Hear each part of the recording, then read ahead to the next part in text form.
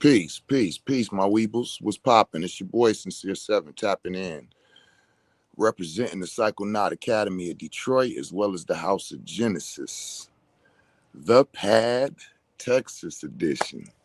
I am here in beautiful Austin, Texas, as I so often am, as y'all know, and how I always love to be. and I'm feeling pretty good. Um, what's going on? So I just wanted to come and share my travels thus far. I feel good, and I've been around some amazing people, y'all. Some amazing people. I have met some awesome people. I have been part of some very powerful things. I'm touched. Y'all know I love to travel. I love to meet people. I love to peace to uh Cole. I see you, Cole Whitty. You're about to be part of this conversation. A large part of this conversation, I'm gonna be talking about conversations that I had with my Condor fam. So it's only right that the co-founder of the Condor approach even peep that this is starting, because a lot of what I'm about to express and talk about would not have been able to even take place. Like, actually, none of what I'm about to talk about was be able to take place if it was not for you. So, first of all, thank you, Cole and Ta, for being part of my life and for changing my life. I'm forever grateful to y'all, and I can't wait to practice reciprocity. Oh, I keep saying that to y'all because I know what it means, and I mean that.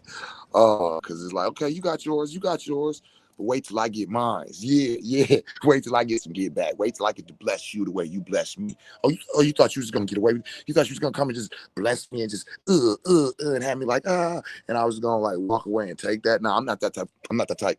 Oh, I'm gonna get mine. I'm getting some get back. Oh, you gonna get yours. You gonna get yours, B.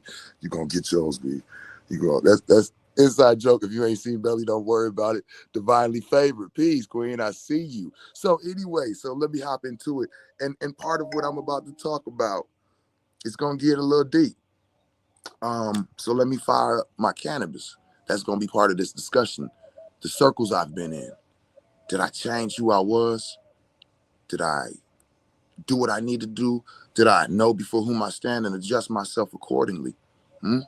These are very, very intricate things to think about and how to maneuver. And so I'm just going to share with y'all a little bit of my experience. I'm feeling good. And I woke up and I says, do not stress yourself. I've been going for the last couple weeks. And I mean, like every morning I wake up with the sense like I'm back in the military because people are waiting on me. People looking for me. I'm supposed to be doing things. I need to get to it. I need to, I need to, I need to, and my nervous system. Last night, I noticed I left where I was at. Like, no, I'm going home. And when I got here, I was able to sit with some of my fam and just get away and have some conversation. And my nervous system started to settle. And I was like, oh, treat yourself right. So I told myself, tomorrow morning, you're not going to get up and rush out. You're not like, it's not about you. Nobody cares if you're there or not. They might be interested, right? There's some people who'll be like, yo, where's seven? True indeed. But I'm just saying on the tip of the mindset of hurry up, get dressed, get there, be seen, make sure you calm down. Take a minute for yourself, microdose, smoke you a little bit, relax. Look at this. Do I need to be in a hurry to get into a building with 4,000 people in it? And I've been around people every day for the last couple of weeks. No, this is what I deserve and this is what I need, and I'm going to take it. And with that, I was like, you know what? I ain't did a cushion coffee and shared with my people my experiences thus far. I usually do. And I'm like, this is a perfect time to do it. So I got a lot to talk about, y'all. I'm probably going to take that 2 hours that I usually do, 4 minutes and 44 seconds. Um, So my travel started with me leaving Detroit and going to California. Now, I have been saying for a minute that California is like, this is where these works would be highly accepted in California. They're wanted, they're desired. It's like, wait, what? And so I had been wanting to get some motion in California. My sister lives in California, but my sister works for the government. That's enough said, right? And so with that, we have to be cautious with how we move in our house. And I know you're involved with a lot of things, little bro. And I support you and I love you, but can we just keep these separated? Whatever you doing is your business. I'm not hating on you, but can we keep it separate from my house? Because I know you are a bright individual. It'll bring attention. And right, these two things don't mix. And I'm like, I get it. So when I come to Cali, I'm there for family. Well, during the Condor approach, I met some very awesome people. And two of them, Austin and Shelly, live in California. So at one of the gatherings at my family's house during the holidays, I reached out like, hey, y'all invited. And they came over and we broke bread and we had a good time. So this time when I got ready to, because it's a holiday, Memorial Day is what's going on. It's a Memorial Day party every week. So this year when I got ready to come, okay, it's like, all right, I think this is my third year coming, I think, or something like that. And it was like, okay, well, I know I'm coming now. I can let people know. I know people. Okay, I know Austin and Shelly. So I calls Austin like, hey, Austin, I'm about to come in for the Memorial Day party. Remember last year? Hey, you're invited again. Austin says, wait a minute. I just got off the phone with somebody and I was telling them they were having a top conversation about this, that, and the other. And I was like, you need to meet Sincere Seven. Man, I wish I could get him out here. Well, there we go. So, I feel so bad right now. I hope Austin or Shelly is here because I don't remember the name of the first center we went to. But there was this beautiful healing center. Austin, when you see this, tag them in it. You know what I'm saying? You know, do the ooh-wop, do what we do, right? Because they welcomed me with open arms. And they allowed me to come to their space and to utilize their space for administering snake venom, as well as allowing people to meet with the toad, okay? The 5-ME toad. And we had some beautiful ceremonies, administrations, facilitations, all of the above. And we had some beautiful conversations. That healing space was awesome. Again, it was. And so usually that would be the end of it. And he's like, okay, but now we're going to drive to Sacramento and we're going to go to the Radiant Light Healing Center where they have an EES technology, EES, scalar waves. And I'm like, oh, okay. I don't know what they're talking about. I'm just like, oh, okay, cool, right? You know, so we go there and we meet the people. California. Okay. So this is my first introduction to doing and presenting myself from who I am as a medicine man, as a shaman, as in these realms. Not I'm with my family and I'm meeting people, but I'm here representing my works, my arts, my love, my passion. So I meet the people at the Radiant Light Healing Center. And they welcomed me and introduced us to the community. And then they let me put on a lecture. And I could see the curiosity in the people. It was very curious. It's very like, right? But as I explained it, it's like when I'm in different lectures, I can tell what the people are absorbing easily. That's why usually they freestyle, because I'll go into where, like when it was like, it's like when they start, I'll go back to, right, okay. And so these people were very educated. They knew the science.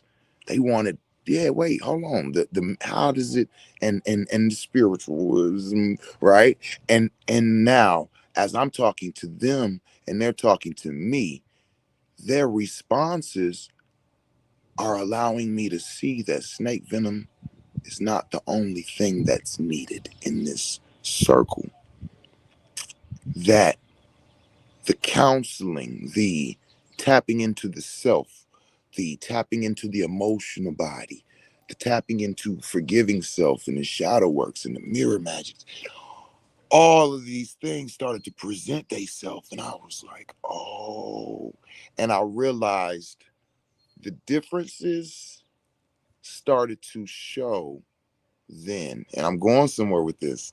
Okay. I'm going somewhere with this. And I could see medicine is needed, yes, but no matter what type of medicine you take, your connection with self, your connection to the spirit realm, all these different bodies need to be lined up. They all need to be lined up for whatever you're taking to be effective. So after the lecture that night, we did venoms. Okay.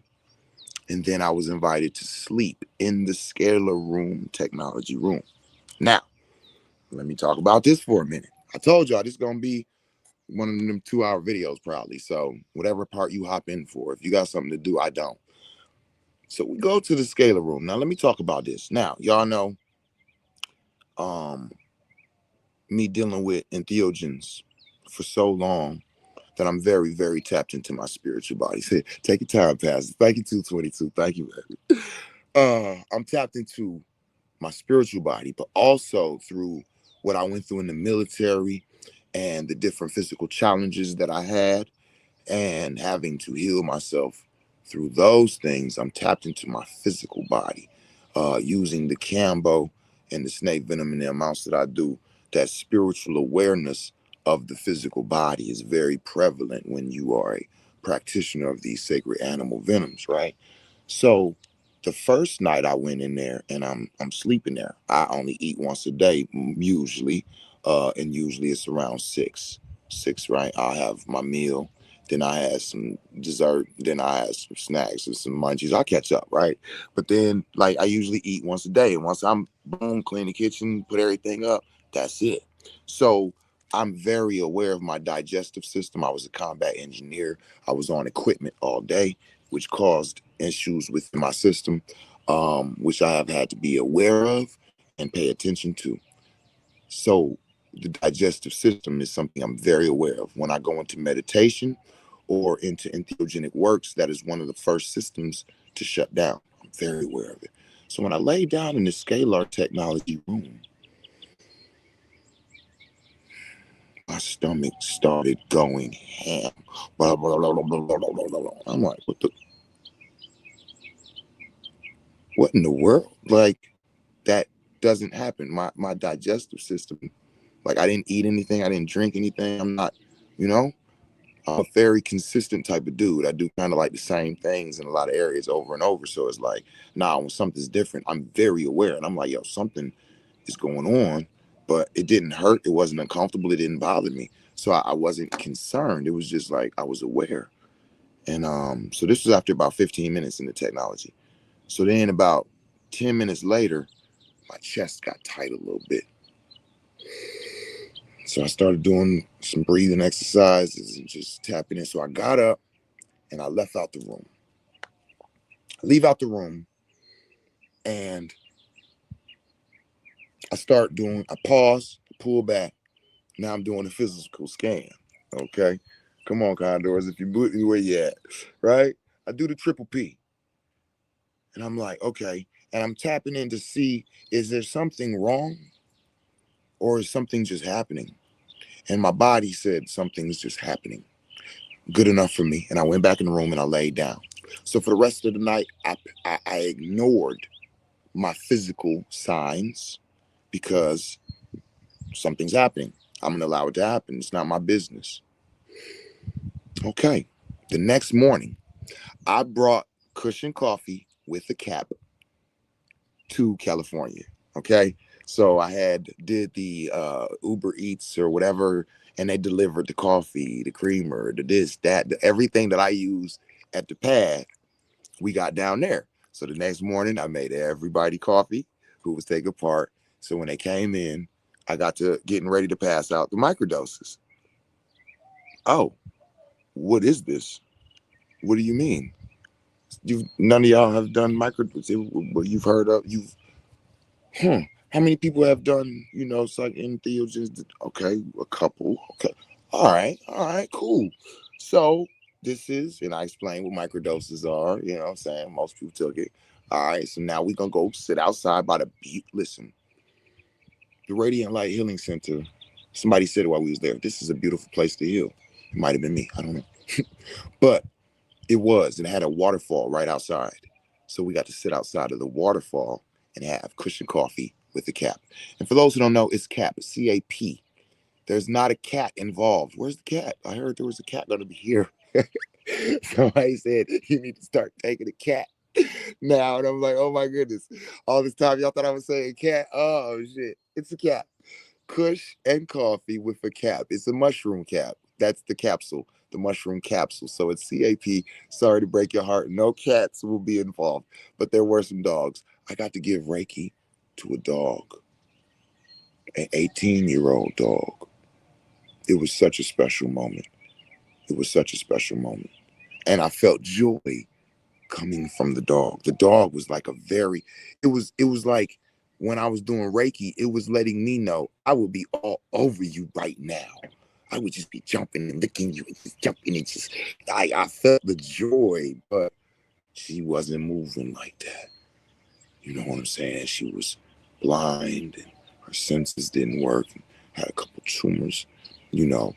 Um, so she was past even the stage of me giving her Cambo or snake venom because I was going to tell her, like, we serve pets too, but and she was struggling with it and she has a decision to make and she's already going through it, so I didn't want to discuss things like that.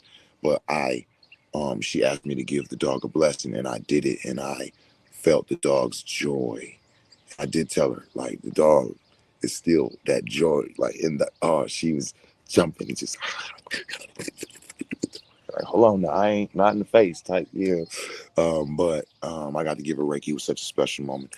Thank you for that, Cam. So we did cushion coffee with a cap in California. Okay, it was awesome. It was phenomenal, and they got an understanding of what happens when you do that. Because I was explaining to them, like, because some people was like, "Oh, well, I didn't even really take a microdose, or I didn't hit. I'm not going to smoke the weed." So it's like it does not matter. You don't have to take part in the actual substances. Just take part in the circle. Watch what happens, and our hearts opened up, our souls opened up, and eyes opened up. Okay, and we shared a lot of intimacy, a lot of conversation. Of course, shared tears is going to be shed, of course, right? And we all just had a great moment, and a lot of truth was shared. And so this starts part of because on one of these, it was if it was racism, I didn't know it, right? Okay, so it was shared with me. Somebody pulled me aside, and I'm not going to say who, and they were explaining basically when all of this started and we got word of you coming, I went onto your Instagram. I watched one of your videos, maybe a couple of them. I think she said a few of them. And when she said it, I said, oh my. She said, yeah. I said, oh my. Because when I meet people and they say, oh yeah, I've seen some of your, it's like, oh, well, the ice is broken, right? Like, you know who I am. Okay. And she said, I was like, kind of like, I don't know about this one, right? He's coming here. What's he coming for? I don't know, right? She's being honest, and I love it. This is why I love her. And says, but then you came and you shared. And she said, after this, I have to tell you, you are one of the most awesome and amazing people I've ever met in my fucking life. And I wanted to be like, oh, Austin, what up, man? Hey, what was the name of that first healing center that we went to? And so I told her, like, thank you, because for me, a lot of people misunderstand my energy. And I shared with them my background of being a military brat, being born in Germany and raised on military posts. So my father was stationed in Fort Carson, Colorado, right outside of Colorado Springs. And he went overseas to Korea. So my mother and my sister and me are in Colorado Springs. My mother's from Detroit, went to Finney. My father went to Finney in Detroit.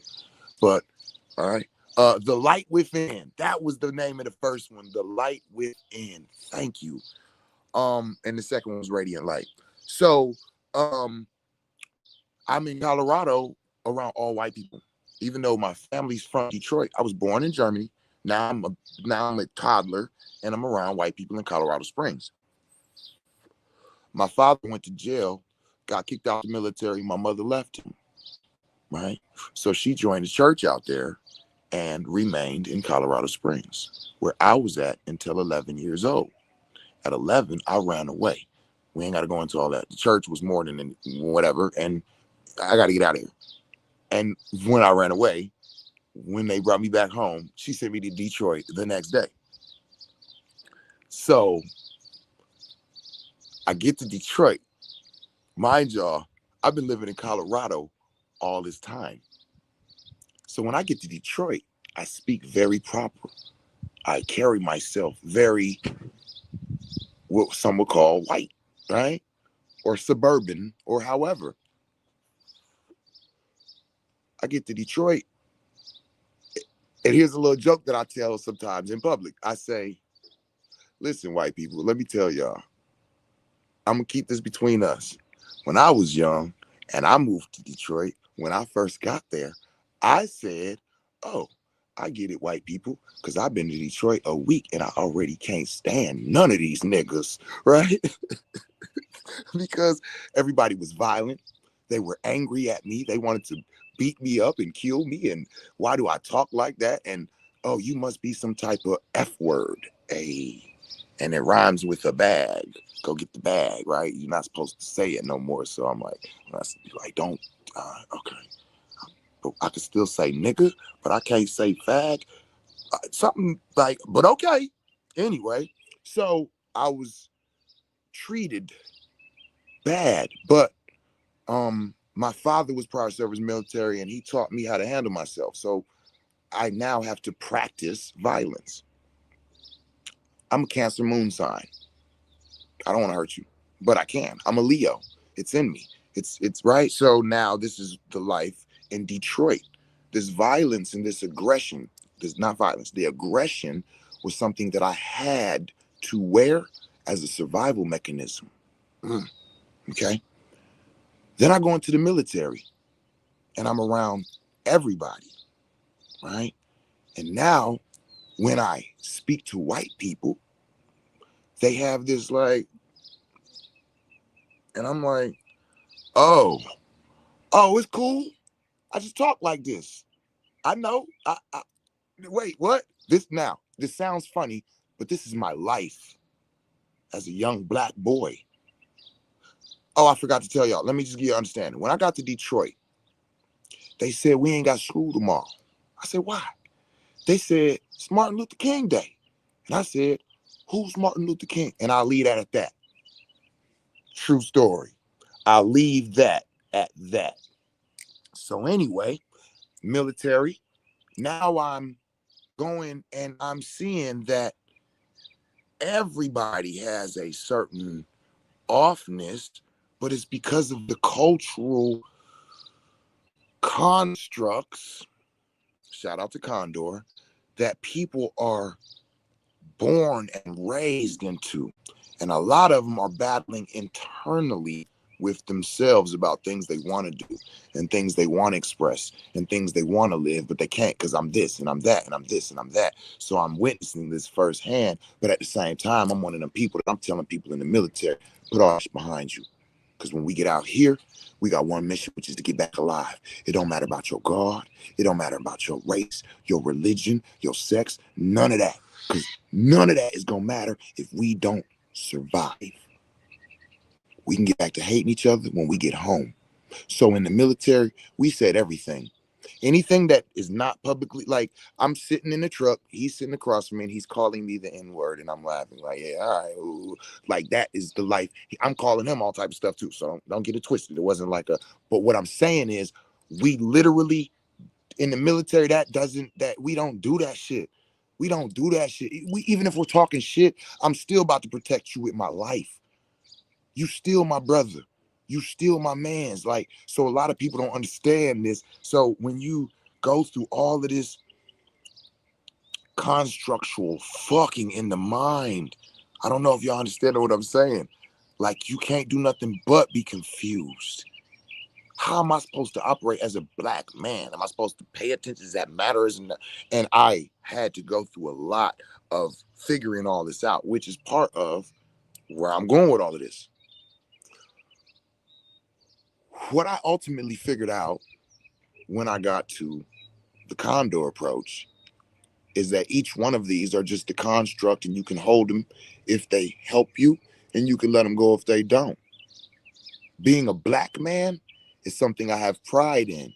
And when I move around and I'm seen in a negative light because of things that happened, and I think to myself from my past, oh, well, let me show you or teach you that I'm royalty and you have things in your past that are destructive and foul as well. And we can play this game back and forth, or we can just learn to throw that part away. But for me, being a black man is it helps.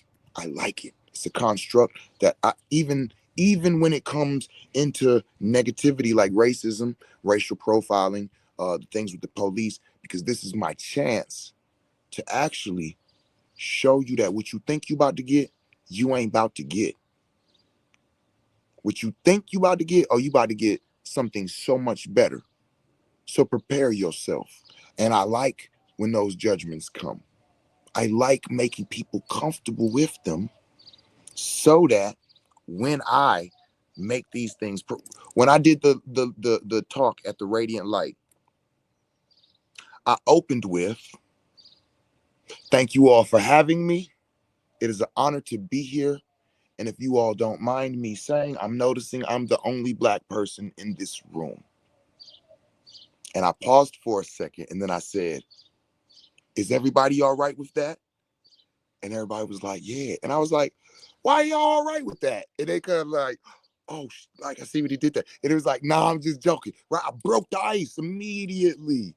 And it was funny because it was like, oh, I see what he's saying. Like, we should not be all right with that. It should be more black, right? It was like, it was like, it's calling racism out, but not racism, but racial issues. That everybody's thinking, oh, everybody, like, let's just bring it out. Let's just make that something that, oh, that's nothing. Oh, yeah, if you got a question about my culture or where I come from or any of that, it's cool. Let's talk about it. Because you'll learn that I'm actually a lot more comfortable in these spaces a lot of times than I am in spaces where it's all black bodies. Because these people judge me for different reasons, right? So it was a very beautiful exchange, and we got to let our guards down. And in doing so, a lot of conversations came up. Like, I don't mind. I had a conversation with somebody last night, and I was like, so would you say that you were at one point was racist? And they was like, hell yeah. And I was like, good shit. Not only do I like to hear that, I like that people have that comfort in admitting that. right? So her expressing that I was a little bit judgmental about when you came, but you coming and seeing who you are, it brought a togetherness, and it brought a true like, let's come to no, like, I like to try and be the shift in one's perspective of stereotypical thoughts towards us. Definitely, yes, me too, chief, me too. Because it's an epiphany. You know what I'm saying? It's such a special, um and it's a special moment in your life, right? Because this individual who said he was racist, well, you know they're not anymore, right? And there's things that if you knew them and you knew, and it's like, it's funny when people have these conversations and they talk about these types of issues, and they be like, and they gonna say da da da da, and sometimes I hear and I'll be like, well, i I can see that, like, oh, they gonna say that they had a black person sleep on their couch, or they got a black friend, or they it's like, well, I mean, that kind of does, even if it's one, like, it kind of does show that even if they were or did have those thoughts, now that they don't, and they're leaning into, now this is where I'm going, they're leaning into actually meeting different people and accepting different people. So Cole, um is actually the one who is responsible for me speaking at the biohacking conference. She spoke on it, she made a suggestion, she's talked to some of the people, and she was saying, like, this conference looks kind of, you know, exclusive to a certain type of people. And people were explaining to me that a lot of times it's not because they want to keep black people out. It's not because they don't want black people there. It's because there's sometimes, like, a lot of times, just not black peoples in those circles. Like, it's not like we're telling them don't show up. Like, we're telling them it's a biohacking conference. I was there. It's a biohacking conference. You could buy tickets, you could show up. Anybody can buy tickets. There were very, very few black people there. But y'all know me, I'm an investigator. So I'm moving around and I'm talking to the people and I'm networking. I'm going to pass out cards and I'm seeing facials. And if there was racism, I didn't know it, because there was some white guys, maybe with a cowboy hat on and a mustache, walking by. And when I went to give him the card, looked at me and was like, no thanks. And there was black people with dreads, with red eyes, that were walking by. And he was like, no thanks. Oh, that surprised me, right? It's like, what, just because you think I'm one of the only black guys in this building that kind of resemble you, I want your card? I'm not interested in solicitation. Thank you. Was that racism? No. Right? You see what I'm saying here? So, like, I didn't feel any of that. So then, when it was time, so I was told, yes, some people asked me, yes, I want to do Venoms. We're gonna come together. There's about 5, 6 people. When we got together, like, you could see, like, people looking at each other like, yeah, I'm gonna wait. I'm gonna, this and that, right? So one person did Venom. I'm like, okay, no problem. Again, I'm not thinking anything of it. This is a conversation later that brought all of this into, right? And so, um, I go on about my way, do my thing. Okay. Um, Now all of this is at the conference. Okay, now hold on. Let's jump out of this racial and where I'm going with this. Let me talk about the conference for a little bit.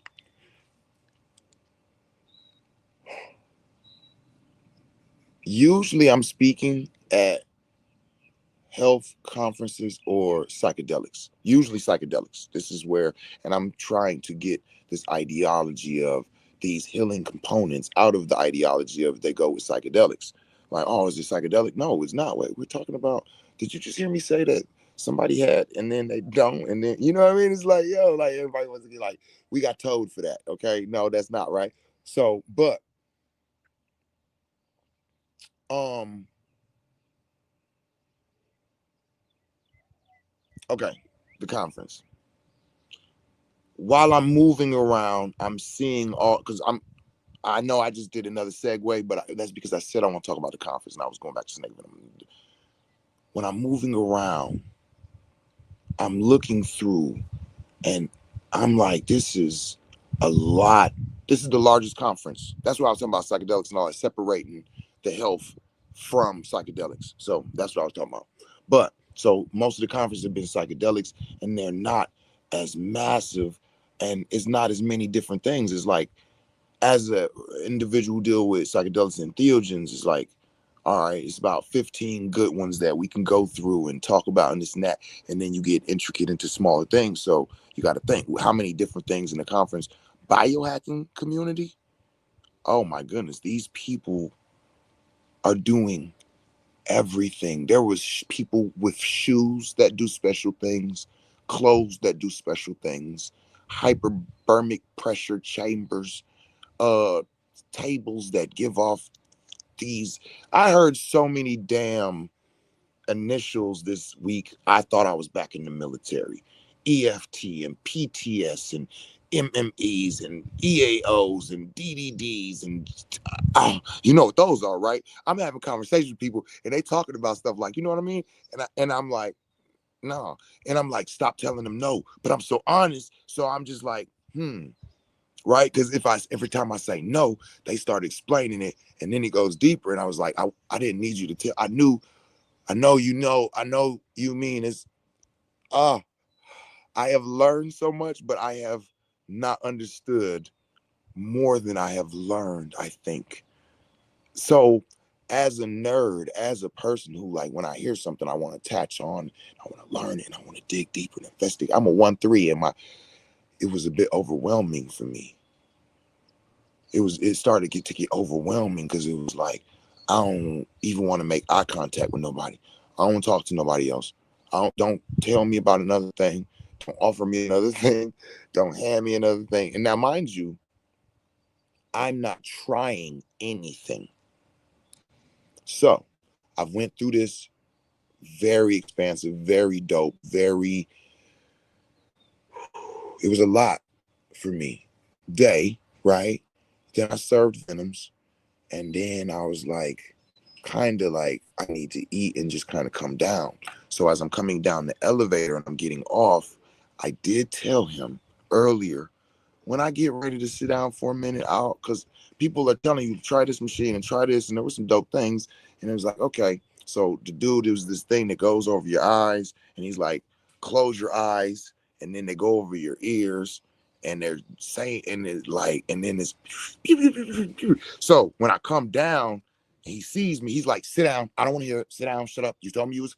And I was like, I did. So I sat down, he took my hat off, he just started putting shit on me.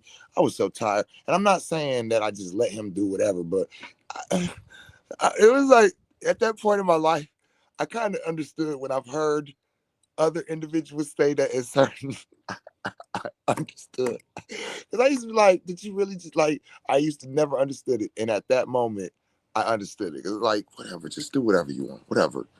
And he put it on, and poop, and they're like, close your eyes. And I'm like, And instantly it was like, oh, wait a minute. Because now it's 1,000 fucking people around me, and my eyes are closed. And so it starts this light show, and I'm like, oh shit, wait a minute. And it was like, oh, so now he doesn't know that, yes, my PTSD was healed with 7 grams of psilocybin mushrooms, my first mushroom trip. When people talk about PTSD, whether it's healed or not, that does not, okay. When you have a broke arm and it's healed, it's healed.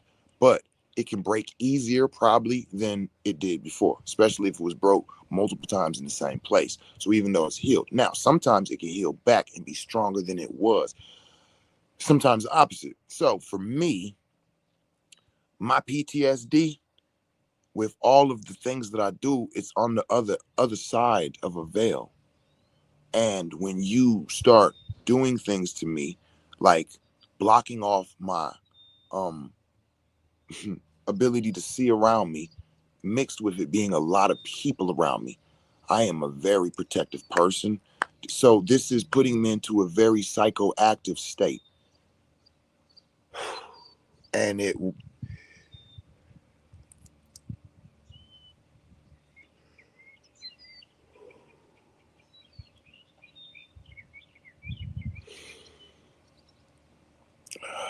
became a challenge.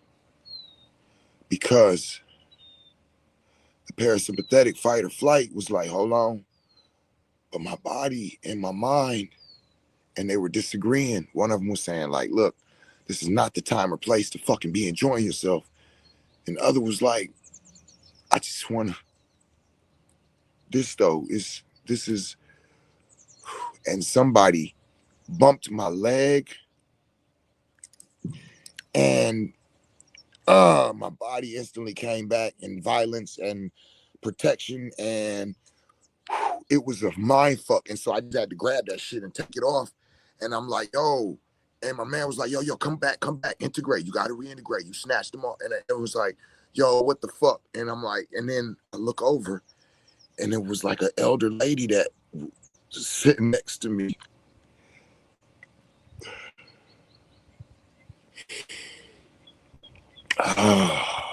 So I'm realizing I just pushed this lady, like, damn, like now I'm apologizing and I'm trying to gain my consciousness, and people looking at me.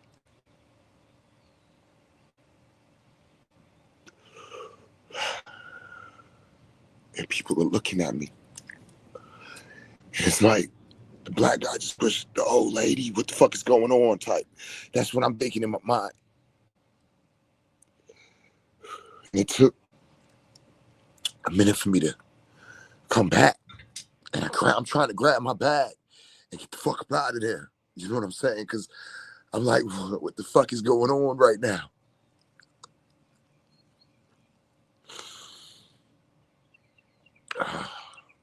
And as I started coming back,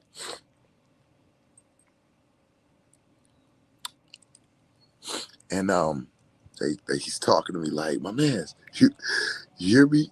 Yeah. He was like, reintegrate, come back. And I think they were trying to figure out, like, how did he go so far, not knowing I gave in. As a medicine man, I know how to submit. And I get whatever that machine was, I gave in, and it was taking me, and I was letting it go. And my physical body was fighting me, like, don't do that, because it was aware that I'm around all these people. And it was a very challenging experience. But when I came to consciousness, I realized that nobody's even fucking paying attention to you. Nobody said the black dude just pushed the old lady. Nobody's pointing at you. And maybe 2 or 3 people are looking at you, but it's because of your, it was because of the way I came out of there, like, yo, what the fuck, trying to get my shit and get out of there, right? So at that point, I was able to calm down, and then I got my shit and got the fuck out of there. And at that point, I was done. I was like, yo, I got to get the fuck out of here.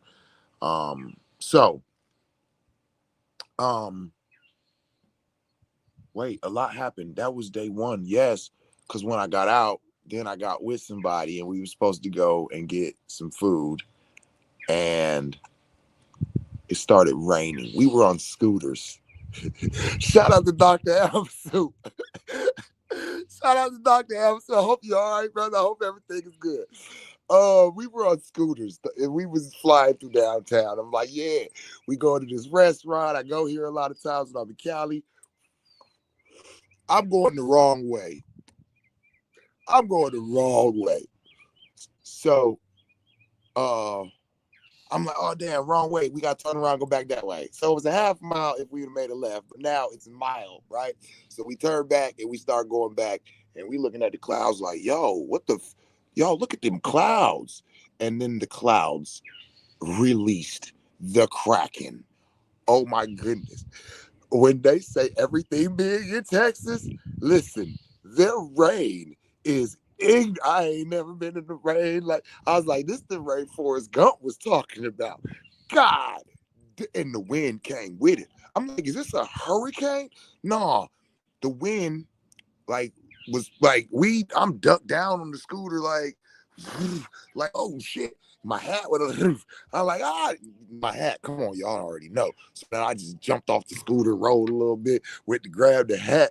Man, Dr. Evans was like, it's right there, it's right there. This is a true story. Listen, y'all. So then we go, and it's like, so now we're trying to hide. Like, we just dropped scooters, ran around, ended. Like, okay, we're hiding by the wall, but the water's coming off this big ass. We're downtown Austin, Texas.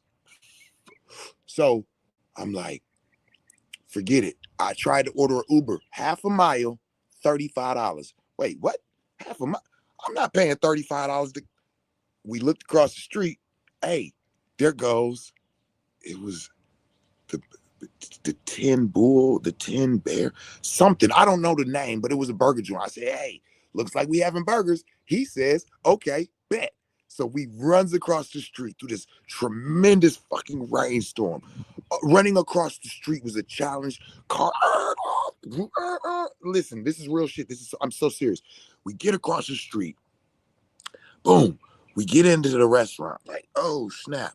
The dude, he's standing there. He's like, yeah, I heard about it on the news. It made me come in early. So we like, look like we just gonna go ahead and eat here. So we go in the bathroom. Now, this is Texas. So every place that I go into that's not like a restaurant, like you know what I'm saying? If it's not one of those places that have like this, like we're upstanding, it's like a down home is the boys, right? So I'm not like, I don't care about the, because it's gonna be a down home boys type of joint. It's a burger joint. That's cool. I'm kicking, have a beer, kick it with my down home. So when I walked in, I said, oh no, that was at the other spot. I said I was riding by, and I was like, I came in. I said I was riding by, and I read the menu, and it made me smile. My question is, would I be welcome to eat here? And he looked at me. He was like, yes, you're welcome. And I'm like, all right, I'm gonna have a seat. You know what I'm saying? Because I believed the look in his eyes when he said it. Right. So at this establishment, when we went in, it was like, I'm not looking for comfort. It's raining outside. If you know what I'm saying, if I'm not welcome, whatever, just give me a burger. If I feel like, I will leave. Boom, Dr. Amsugo, he washed his hands. I'm taking my stuff off. He come out. I go wash my hands. When I come out, Dr. Amsu say, yeah, it's time we leave. We need to get up out of here. The rain is settling. Like, all right. So I could tell that his eyes is open and he's seeing something I didn't.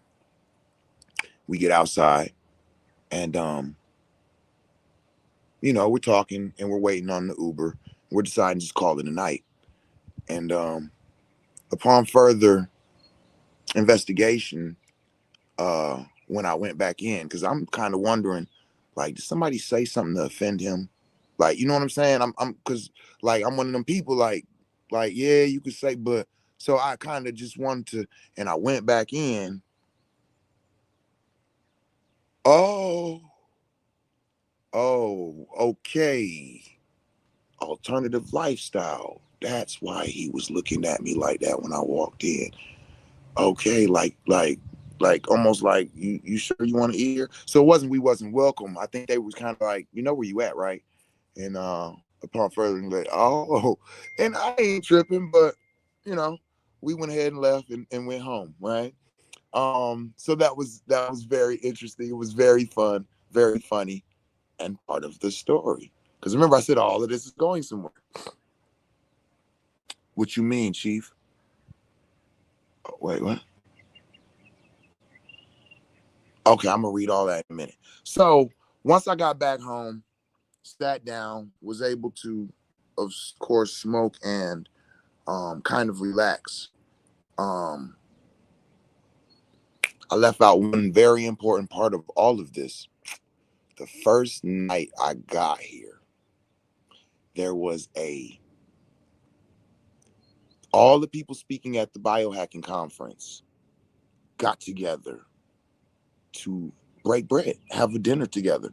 One of the individuals all invited us to his house. It was beautiful. Okay. This event was phenomenal. Um, Honestly, I'd have to say it was, I think, the most beautiful and complex event I've ever been that somebody could hold in their home. I'm like, this is this is okay. Um, Shout out to you, Steve.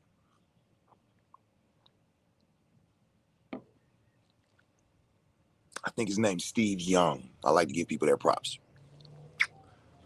So it opened the circle with meet and greet, and in the circle, I started hearing names and realizing, oh wow, I am in the room with some shakers and movers. It was an honor.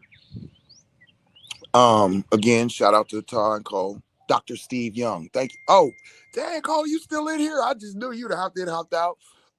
Dr. Steve Young, beautiful home. Thank you for the hospitality. And everybody who lives there, because I'm going somewhere. Um, when I first got there, there was a WhatsApp group that had been going for months, leading up to this. And I had made myself known in the group 2 or 3 times. And when I say crickets every time, nobody ever responded to nothing I ever said. But they would have conversations around me. So it's not like we're not in this group. It's just like whoever he was. Anyway, so are y'all gonna be? There was like, so I kind of already felt like, okay, maybe they just don't know me. I don't know, like, you know what I'm saying? But going was like, should I go? Because I don't really feel, you know, stop it. If nothing else, you could talk to Tom Cole while you're there. So I go, and of course, I'm one of, it was me and another brother, maybe two. So it was very few. One of us in a room of 60 to 75 people.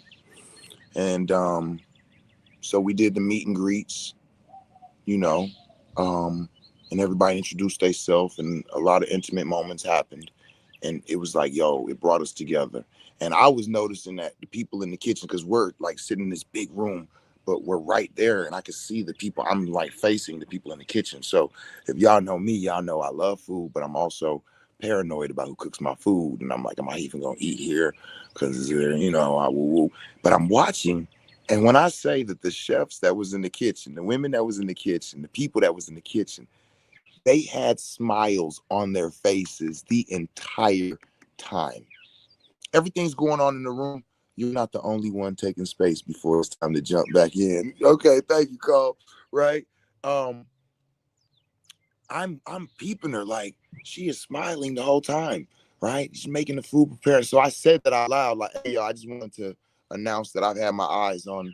And then he announced the chef, and it was top notch. That food, like, she was awesome. Everything was awesome. While she was naming it, I was going, get the fuck. So that happened. I get my plate. Okay. So at this point, I haven't really talked to too many people except the people that I know. I get my plate. I'm like, I'm going downstairs. I go and sit in the corner on the floor by myself. There's a table of people. When I walked in the room, I looked and like nobody shifted. So I just forgot. Like, like if people make room, you'll sit down. But if they don't, you don't want to. Me, I'm not like an excuse me, make room. Like, I feel like, you know what I'm saying? If y'all wanted me at the table, then you right. So I went and sat on the floor. So I'm sitting on the floor eating. Somebody at the table looked over, was like, oh, yo, I want to hear about them Venoms when you get a minute. I think, matter of fact, it was Dr. John. I'm like, okay, no problem. Yeah, I was told to talk to you anyway. We were definitely gonna talk. And I went back to eat my. Well, all right, well, yeah, because I want to know and start. I was like, so I stood up and then got to, and I was talking, and it's like, no, and everybody moved, like, come on, sit down, yeah. Sat down and ate, and it just from there, it was like, so I'm gonna tell you, somebody in there has said it. They were like, before it was time to come here, I was saying to myself, like, do I really want to go? I protect my peace. I protect my energy. That's everybody in the room. Everybody in the room felt like that.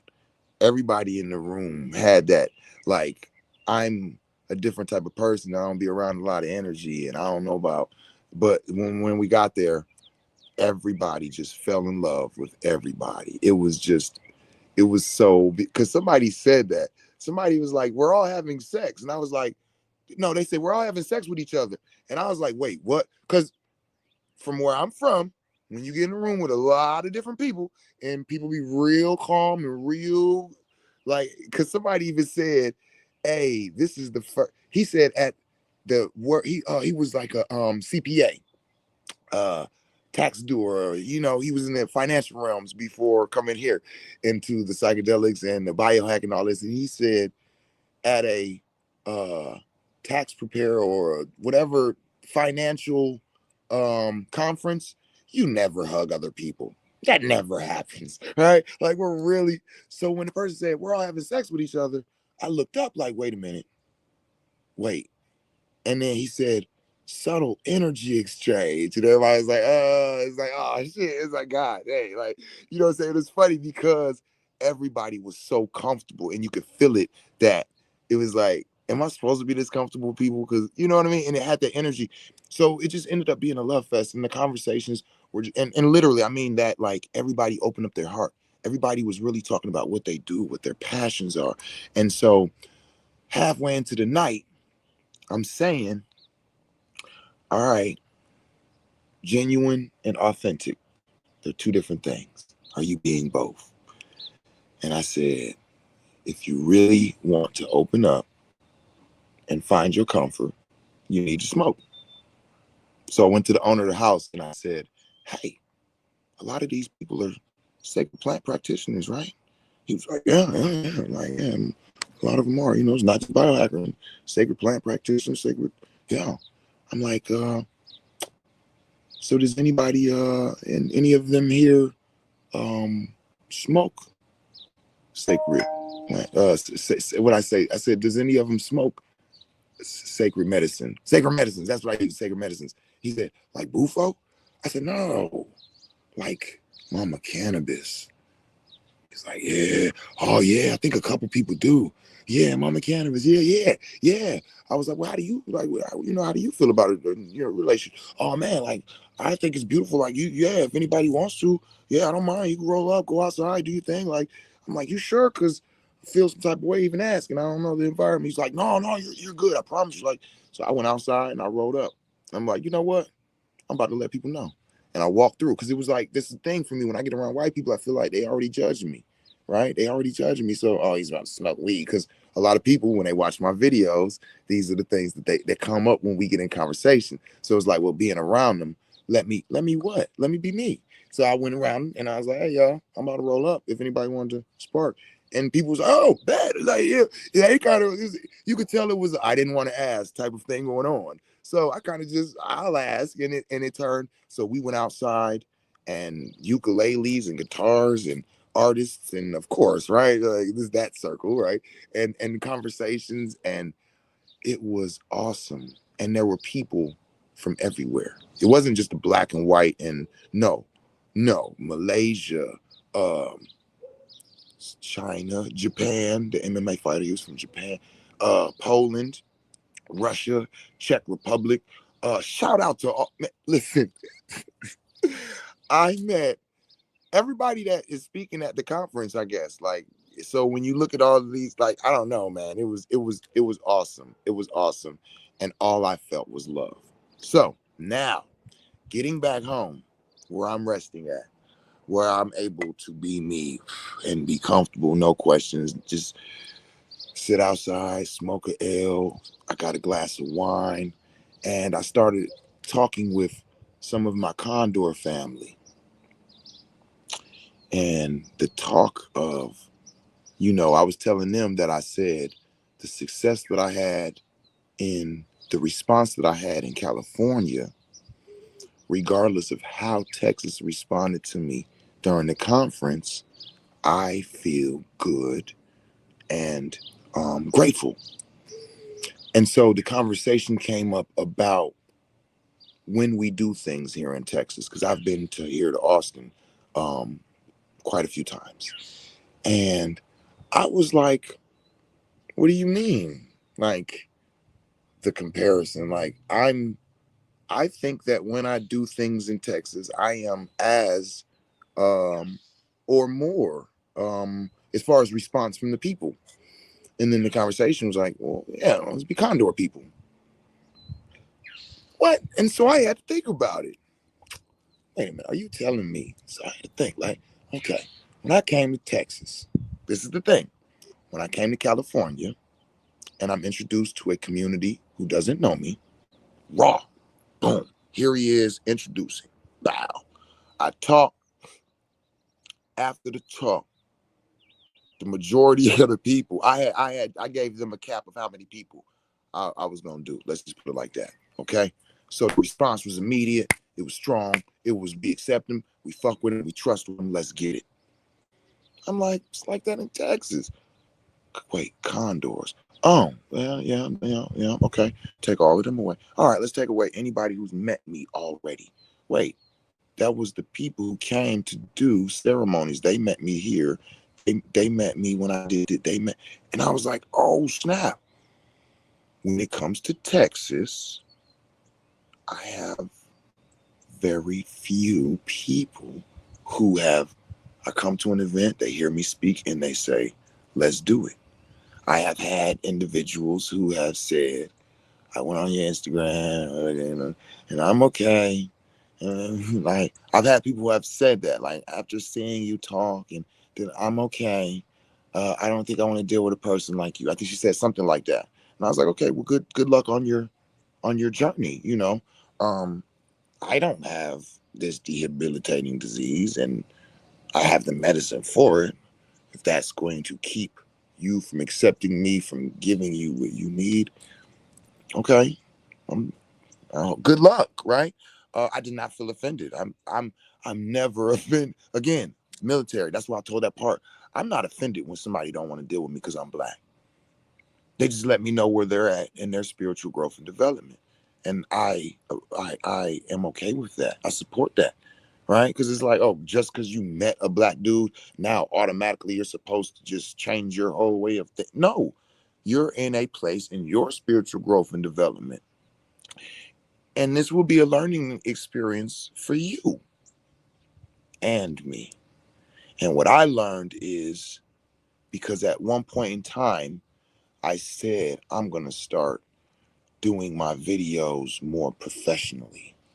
And I'm not going to smoke during my videos because people who are possibly willing to pay to do an administration might see me smoking and be like, I don't want to deal with him. He seems ghetto.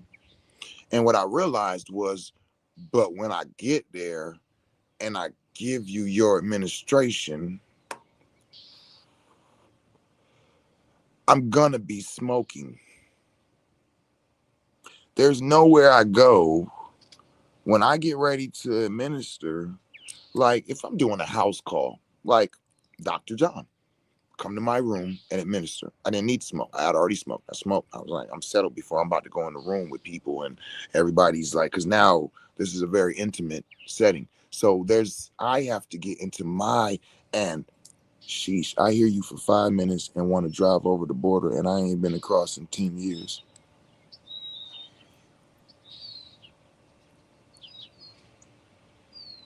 Oh, okay. I was like, I had to put that together. But what I'm saying is, like like Dr. John knows because he was at the talk that night. So I'm outside smoking. He knows I smoke. So if you are bothered by that, you will not. So I need to let you know who I am authentically and genuinely every time, anytime, wherever I'm at, especially on my own platform. I'm not going to hide who I am on my lives. No, please come see, hear me talk, hear how I think, hear my life stories. I always tell people as the shaman, the gatekeeper, and the medicine man of Detroit, I literally know people's diseases. I know their family secrets. I know who violated them. I know who they love secretly. I know their like, so how and why would I keep anything a secret from my community? So I'm very open. I don't have people who know me in my community know I don't have secrets. That's what sincere means. I come out the fire the way you put it in. So it's like, I'm going to show you all of me. Todd says all the time, all of you is welcome here. And those are the only rooms that I want to be in because I am big. My light is bright and there is a lot to me. And if you want part of me, you have to accept all of me. And none of it is coming against you because I'm a soldier first. I don't know if y'all know that, but when I like look at myself, right? I'm a black man first, and the next thing is a soldier, and then a father, and then a teacher, right? If I'm labeling them in the honor, so I'm a very protective person of anybody who's in my circumference, right?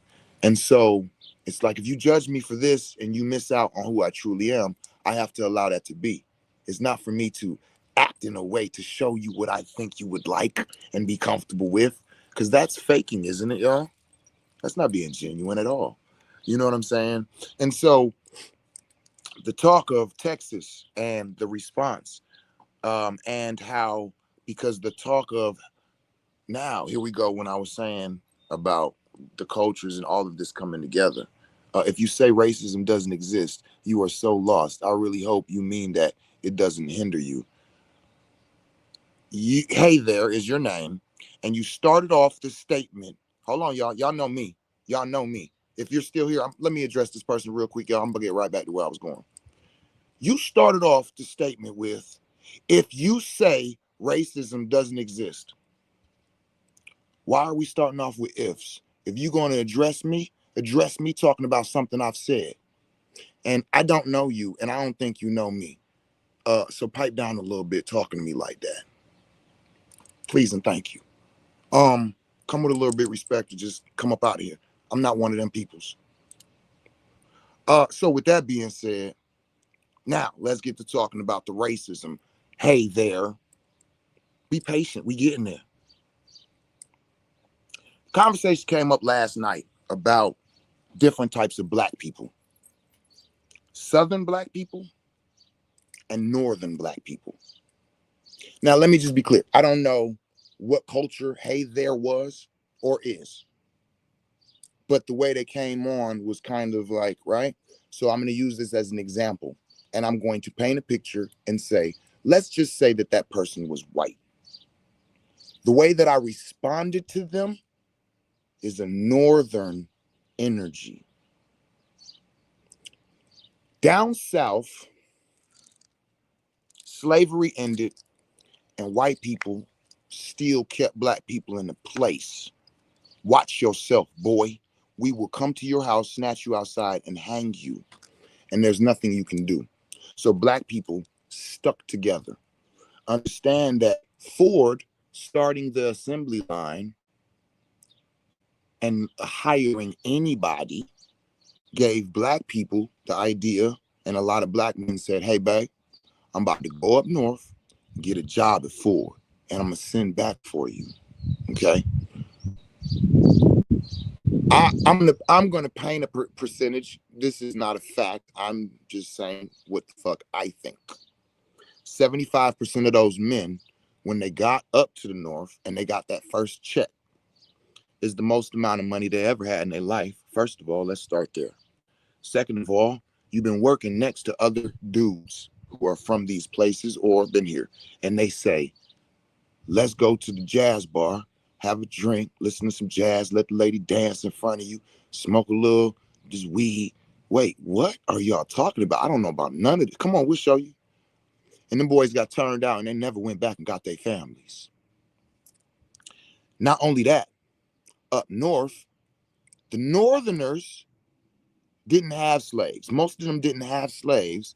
And they looked at these southerners who had slaves as like rich pricks. Fuck them. So it's like, I hope your crops fail and you lose your niggas.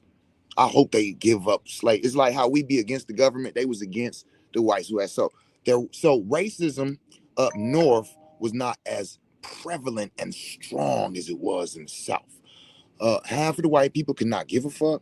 A quarter of them was racist, and a quarter of them, a third of them didn't give a fuck. A third of them was racist, and a third of them was kind of interested. Like, what are these people really about? Okay, so when you have this mixture up north now, and I'm free, there is no question about it, and y'all not hanging niggas up north. Like, when I say, you say, shut up, boy, I say, fuck you, you shut up. Now it's an argument, and that's about all it be. When this day ends, nobody's gonna kick in my door, drag me outside, and hang me from a tree. That ain't happening up north. So now I got more confident, and I carry a switchblade. What? Fuck you, white guy. I'll cut you. This is where the whole angry black man, now fuck racism, is kind of like, let me stay away from these motherfuckers. But black people have now this attitude up north because they don't need their family. They don't have no family. They don't need no protection because they ain't getting hung. But now they starting to get taken advantage of. Remember, you a Southern and you up here north, and now you working Ford and you got a lot of money. You a mark. You a mark. And these Northern who been here, they know how to get over on you. They know how to set you up. They know how to have the lady shake a little something, take you to the room, and when you get in a little, the door get kicked in, and you got a pistol in your face. Give me that check, bro. So now the ideology of I can't trust these people around me is every man for himself. This is the Northern culture of black mindset up north, Chicago, Detroit, New York, to the East Coast, right? You have these free men with pride, but no sense of family value. So down south right now, the black people, when white people come amongst them, the black people have a certain, I've watched it. Not only don't they, listen, hold on. They will make eyes at the white people and shake their head before they will with me. Black people that white go around that I've that I've seen in Austin, Texas, moving around when I'm going places with my family. When I see other black people, I'd be ready to, get that nod. And they'll look down at the ground like, don't associate me with you. Don't you associate me with you. I'm like, oh, shit. So my urban, Emmett Till, he was from the north.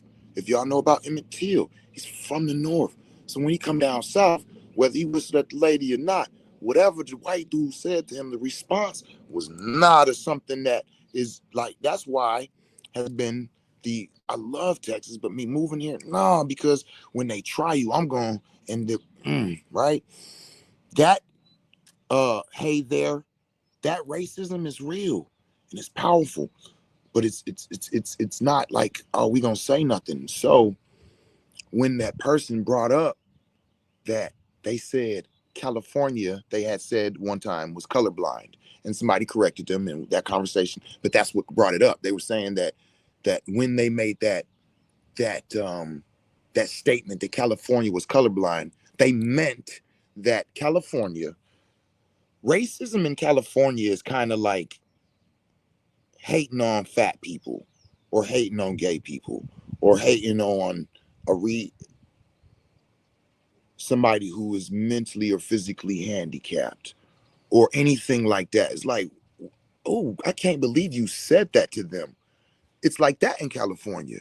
So when I go and I do a lecture, and it's time to, hey, people are responding like, okay, woo woo. In Texas, I was not aware of it. It's like, okay, good. They all like all that information. But when it comes to like, all right, so who wants to sign up? You do. I seen it yesterday for the first time. Like people looking around the room.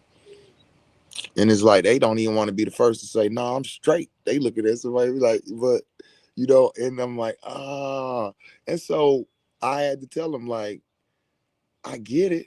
I understand it. If it's racism, I don't know it. You see what I'm saying? Thank you, hey there. Couldn't wait for the end. God dang. I give my videos titles so y'all be like, what is he talking about? And I can talk about everything, because y'all got to keep in mind, when I get ready to do these lives, literally these are the things on my heart and mind. I was on live with I was on the video chat with my women, and we were talking and just like woo, woo. And I was like, you know what, y'all, I think I'm about to go live because it's like it started coming to me, and I was like, I know what I'm feeling, and I'm feeling, and I'm all of this, and that was it. If it was racism, I didn't know it, and it's like it's okay. I'm okay with that because I understand. I have had a blast. I have had a ball. I have met some awesome people. I have not felt a hint of racism. And if I would have, it would have been as welcome on my plate as everything else that I've consumed since I've left Detroit. An hour and 15 minutes. Okay. I said 2 hours. So that is where we're at up to now. All of that up to now. Today is a new morning. I'm getting ready to go back to the conference. I'm getting ready to experience something totally different. My nervous system is a little bit more calm. I think I want to go try that machine out again because that was a challenge for me. As y'all seen, like I don't cry on camera, so I'm even like, damn, turn this shit off. It's like you already did. I microdosed this morning, so like these emotions, these thoughts, all of this is fresh off. It was real, and realizing how challenging that was to me, I feel like I probably need to do it again. The ice bath, not so much. That was more like, okay, face it, and I did it, and I don't need to do it again. I probably will again one day, but that whatever that was, I think I'm gonna go and sit back and just relax my nervous system because whatever was going on, I wanted to let go, and it was very it was taking me somewhere. I have that ability to let things. So yeah, I think I'm gonna go back and sit in that seat. I think that was one of the Aeons things. Yeah, man. So that was, that's my trips for those who be interested and want to hear all of my, that's what happened. That's what went on. That's how I felt about everything. I don't care, man. I love teaching. I love tapping in. I love being a part of, man. That company though could use some info on working with veterans that even at a conference, they need to ask even a couple questions. That's no intake process. Got you. So share that with them because they're probably not even, I don't think my man even knew what I had experienced and why I was responding like that. Because yeah, it definitely like, oh my goodness, just thinking about it right now, about to cry again. So let me, why am I crying about it though? Because the little kid, that's that fear. And it's like I'm mad because I'm scared. I cry before I fuck people up, y'all. And so it's like I'm scared. I'm scared. I'm scared.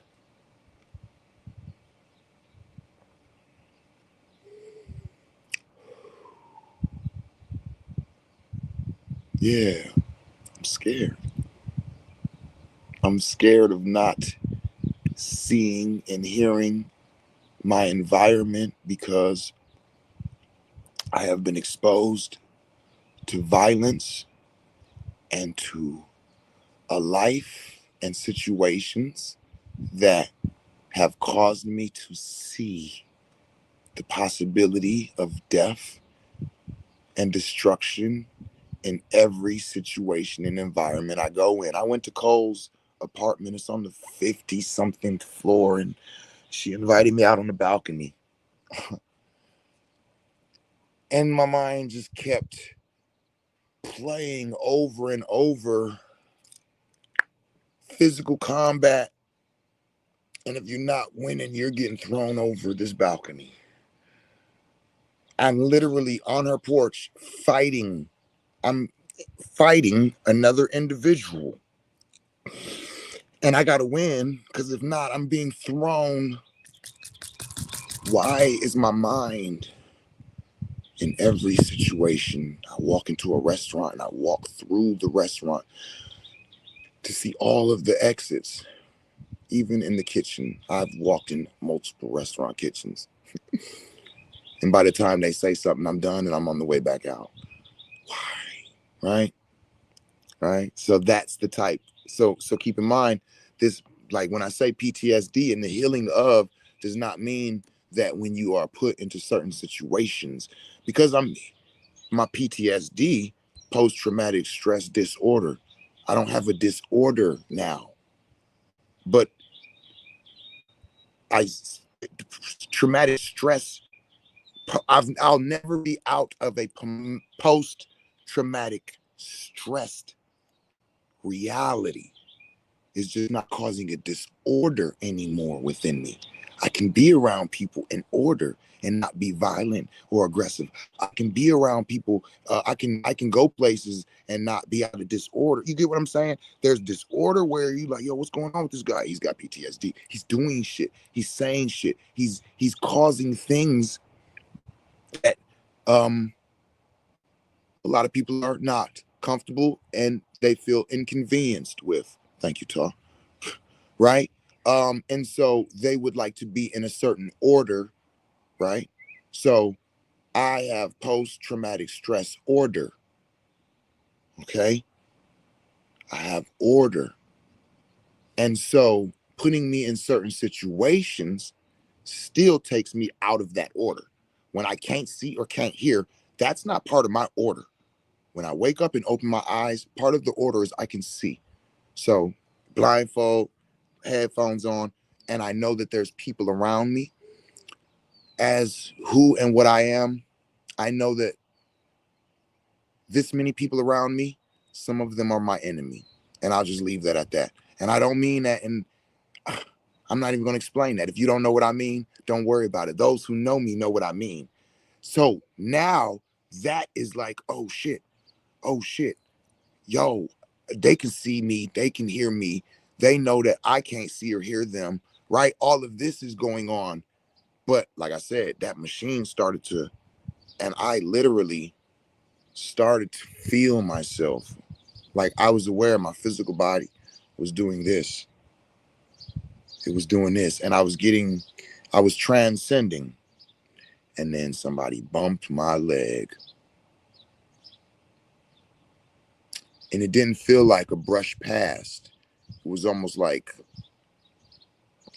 somebody need me to see if I was aware of my physical aware. Like, you know how a motherfucker knock on your door before they break in? That's what my consciousness told me. And it was like, so the response, it wasn't excuse me, it was more of the like, nah, not here, get up off me type of. And so I explained it earlier, but yeah, it was a challenge. And yeah, I think I'm gonna lean back into that. So I appreciate y'all, man, with the responses. I appreciate y'all hearing me, witnessing me. Nydia, peace, my baby. I love you. Nydia, Chief, I see you. Everybody who tapped in, who commented, who waved, everything. I needed this. I needed this cushion coffee with y'all. I needed this because I had to verbalize everything that was in my system so that now when I go back, my pot is empty and I can start to absorb again. I transmute, y'all. My magic, I transmute. So I collect it. I collect a lot, and then I take it somewhere and I transmute it, and then I release it. See, so it's kind of like I work like a digestive system. That's why my digestive system is is one of the things that is an awareness and a challenge for me, is because that's how I operate as a digestive system. I collect and eat and consume, and then I digest and keep, and then I release. And so these cushion coffees that I do in these conversations that I have with people in these intimate settings, these are me releasing all of that I've processed. See, so now I can go get ready and go to the conference, and I'm hungry. I'm ready again. So I love y'all. Thank y'all for witnessing me. Thank y'all for seeing me. Thank y'all for following, supporting, all of that. Like, I'm honored to be a part of y'all's story. And as always, I close with, tell somebody today, don't turn my closing into a cliche. When you hear me say it, do it. Tell somebody today that you love them in a language that they can understand it in. Peace.